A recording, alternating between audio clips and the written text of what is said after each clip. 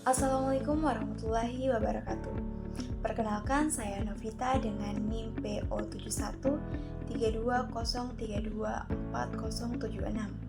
Pada kesempatan kali ini saya akan membahas terkait pengantar hemostasis. Perlu diketahui bahwa hemostasis adalah mekanisme tubuh untuk menghentikan perdarahan secara spontan, di mana ketika terjadi luka pada pembuluh darah. Dan dalam proses ini itu melibatkan 3 konsep utama. Yang pertama sistem vaskular, sumbat trombosit, dan faktor koagulasi. Sistem vaskular. Sistem vaskular merupakan bagian dari pembuluh darah, khususnya dinding pembuluh yang berperan sebagai respon pertama saat terjadi luka. Ketika endotelium rusak, jaringan ikat di bawahnya akan terbuka.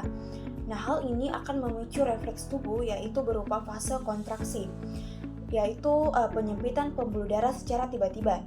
Tujuan dari fase kontraksi ini yaitu untuk mengurangi aliran darah ke area luka dan membantu menghentikan perdarahan sementara.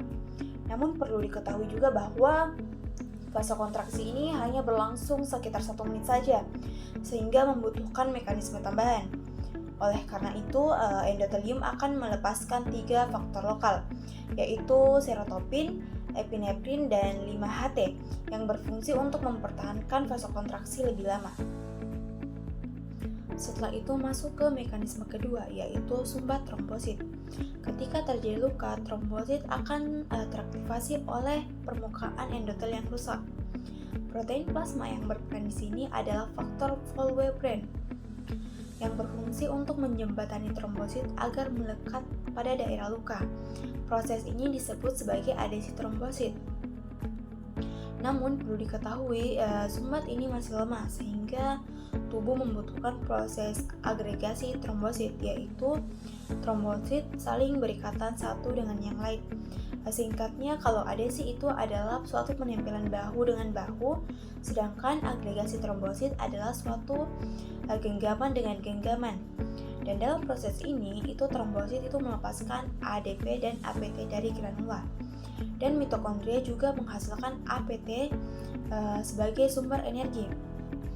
Saat trombosit dengan trombosit saling berikatan, ini harus dilepas, yaitu dengan cara trombosit harus dipecah, di mana saat terjadi ikatan agregasi, maka trombosit akan berubah menjadi dari awalnya berbentuk cakram itu menjadi bulat karena terdapat beberapa granula-granula yang berkumpul di tengah trombosit. Nah, ini disebut sebagai kaki-kaki pseudopodi. Saat terjadi ini, maka terjadi pelepasan trombosit. Reaksi pelepasan granula ini dikenal sebagai reaksi pelepasan.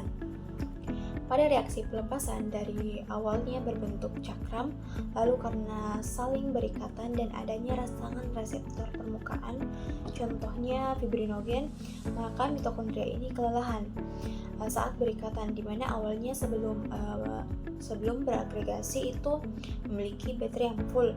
Namun setelah beragregasi, mitokondria yang akan melepaskan APT pada reseptor permukaannya.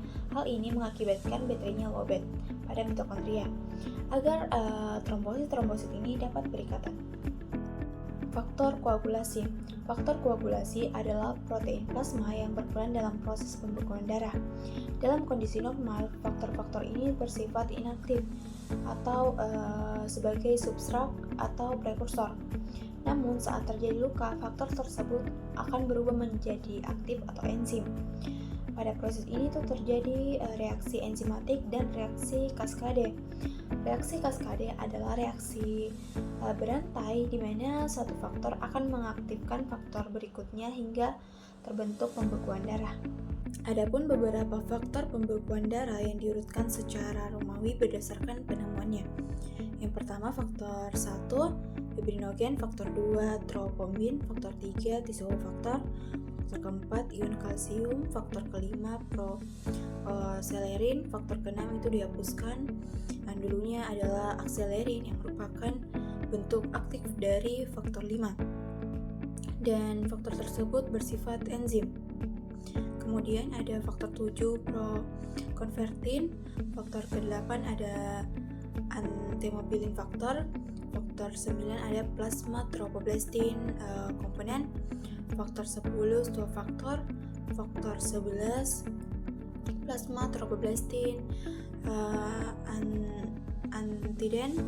Faktor 12 ada hemogen faktor 13 adalah fibrin stabilizing faktor, di mana faktor-faktor ini merupakan faktor yang bersifat substrat. Saat terjadi luka, faktor 12 itu merupakan faktor yang pertama kali kontak dengan daerah luka. Awalnya faktor 12 itu merupakan substrat, namun setelah itu substrat ini akan berubah menjadi enzim atau biasa disebut sebagai dengan faktor 12 aktif. Otomatis enzim ini akan mengaktifasi faktor-faktor berikutnya, di mana faktor 12 aktif akan mengaktifasi faktor 11. Faktor 12 saat kontak dengan daerah luka otomatis akan menjadi aktif, tapi tidak cepat. Lalu ada kofaktor HMWK dan prekallikrein. Saat terjadi aktivasi jalur intrinsik akan otomatis membuat jalur intrinsik menjadi aktif. Saat faktor 12 sudah terbentuk, maka akan mengaktifasi faktor 11 dengan bantuan kofaktor. Kemudian faktor 11 akan mengaktifasi faktor 9.